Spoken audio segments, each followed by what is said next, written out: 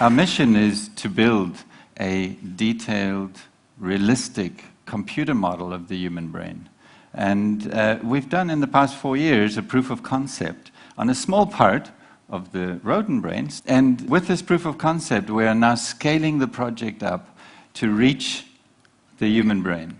Why are we doing this? There's 3 important reasons. The first is it's essential for us to understand the human brain if we do want to get along in society, and I think that it is a key step in evolution. The second reason is we cannot keep doing animal experimentation forever. And we have to embody all our data and all our knowledge into a working model. It's like a Noah's Ark, it's like an archive. And the third reason is that there are 2 billion people on the planet that are affected by mental disorder. And the drugs that are used today are largely empirical. And I think that we can come up with very concrete solutions how to treat disorders. Now, even at this stage, we can use the brain model to explore some fundamental questions about how the brain works.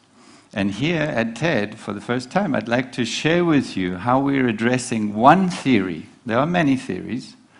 One theory, how the brain works.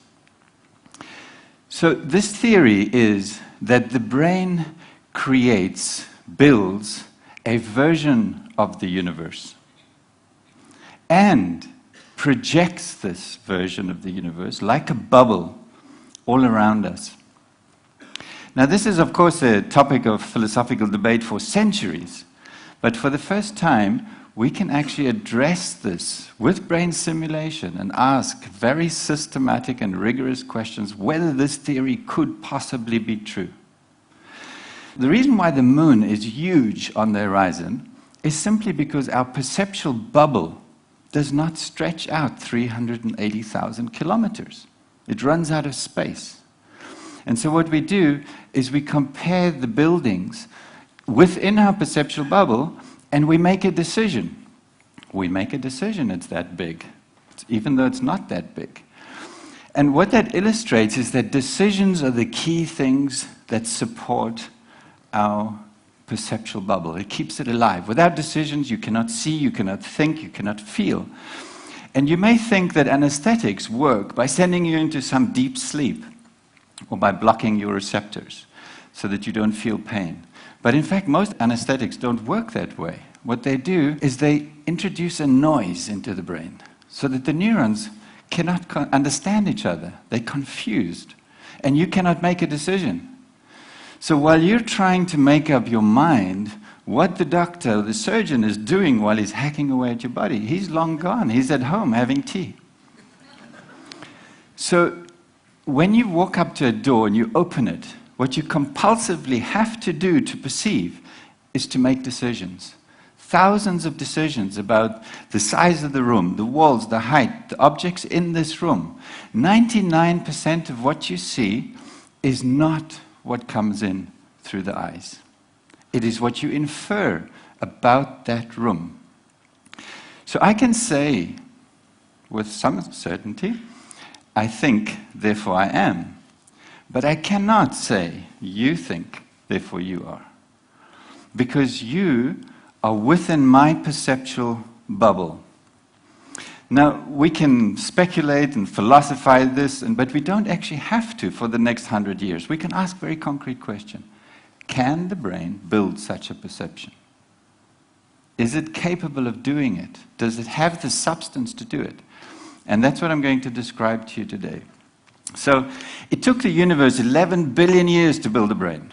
It had to improve it a little bit. It had to add to the frontal part so that you would have instincts because they had to cope on land. But the real big step was the neocortex. It's a new brain. You needed it.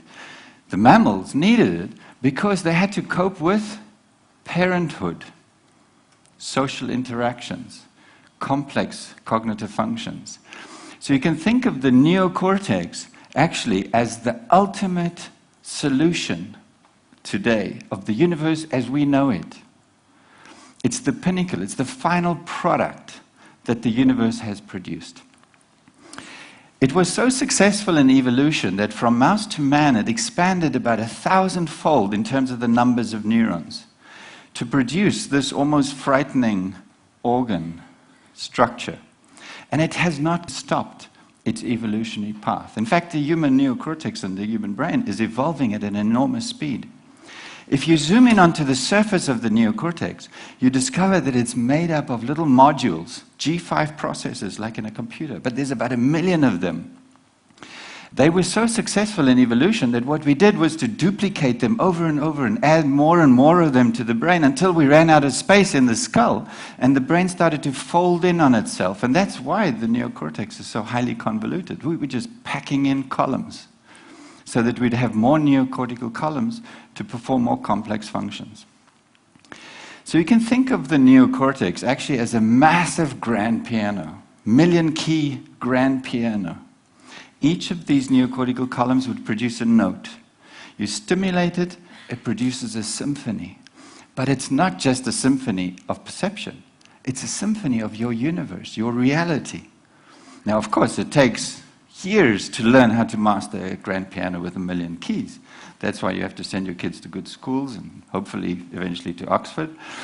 But it's not only education, it's also genetics, and you may be born lucky, where you know how to master your neocortical column, and you can play a fantastic symphony. In fact, there's a new theory of autism called the intense world theory, which suggests that the neocortical columns are super columns. They're highly reactive and they're super plastic. And so the autists are probably capable of building and learning a symphony which is unthinkable for us. But you can also understand that if you have a disease within one of these columns, the note is going to be off. The perception, the symphony that you create is going to be corrupted, and you will have symptoms of disease. So the holy grail for neuroscience is really to understand the design of the neocortical column. And it's not just for neuroscience, it's perhaps to understand perception, to understand reality, and perhaps to even also understand physical reality. So what we did was, for the past 15 years, was to dissect out the neocortex systematically. It's a bit like going and cataloging a piece of the rainforest. How many trees does it have? What shapes are the trees? How many of each type of tree do you have? Where are they positioned? But it's a bit more than cataloging, because you actually have to describe and discover all the rules of communication, the rules of connectivity, because the neurons don't just like to connect with any neuron. They choose very carefully who they connect with. It's also more than cataloging, because you actually have to build three-dimensional digital models of them. And we did that for tens of thousands of neurons, built digital models of all the different types of neurons we came across. And once you have that, you can actually begin to build the neocortical column. And here we're calling them up. But as you do this, what you see is that the branches intersect actually in millions of locations. And at each of these intersections, they can form a synapse. And a synapse is a chemical location where they can communicate with each other. And these synapses together form the network, or the circuit of the brain. Now, the circuit you could also think of as the fabric of the brain. And when you think of the fabric of the brain, the structure, how is it built? What's the pattern of the carpet? You realize that this poses a fundamental challenge to any theory of the brain, and especially to a theory that says that there's some reality that emerges out of this carpet, out of this particular carpet with a particular pattern. The reason is because the most important design secret of the brain is diversity. Every neuron is different. It's the same in the forest. Every pine tree is different. You may have many different types of trees, but every pine tree is different. And in the brain, it's the same. So there's no neuron in my brain that's the same as another, and there's no neuron in my brain that's the same as in yours. And your neurons are not going to be oriented and positioned in exactly the same way, and you may have more or less neurons. So it's very unlikely that you got the same fabric, the same circuitry. So how could we possibly create a reality that we can even understand each other? Well, we don't have to speculate. We can look at all 10 million synapses now. We can look at the fabric. And we can change neurons. We can use different neurons with different variations. We can position them in different places, orient them in different places. We can use less or more of them.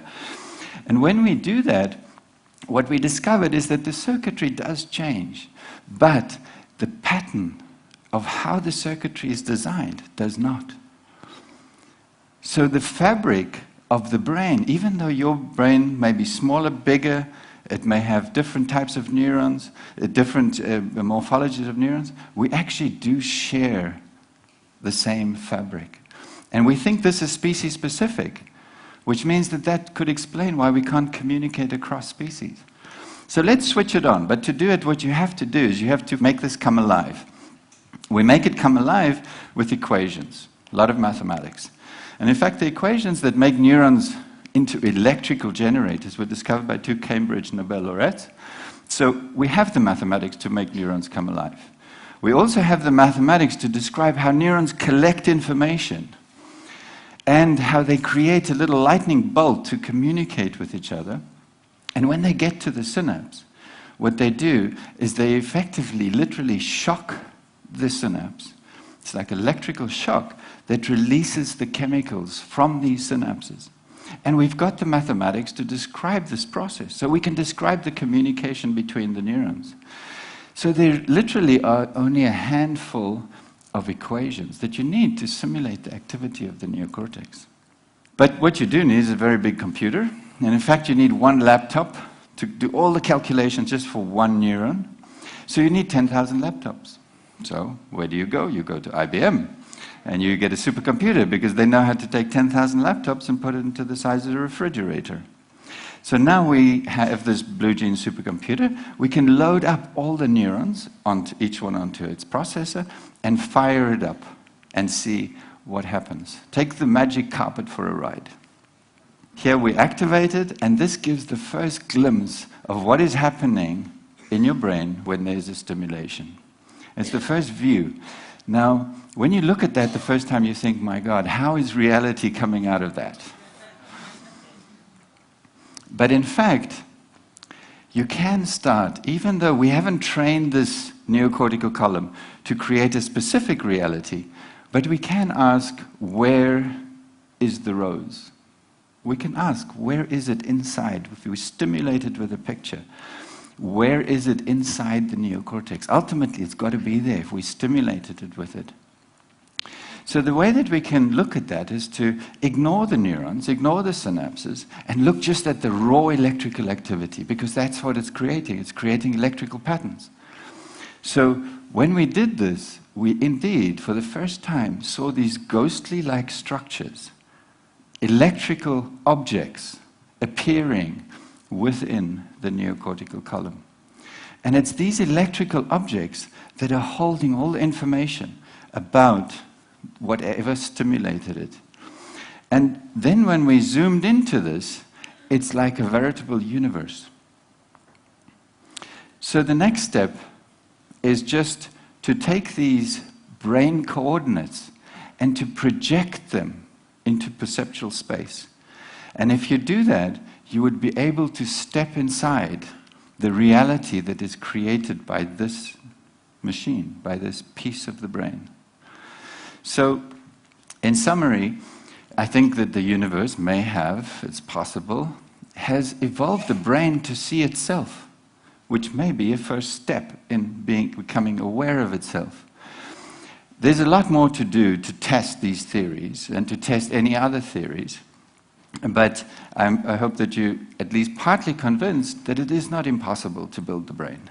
And we can do it within 10 years. And if we do succeed, we will send to TED in 10 years a hologram to talk to you. Thank you.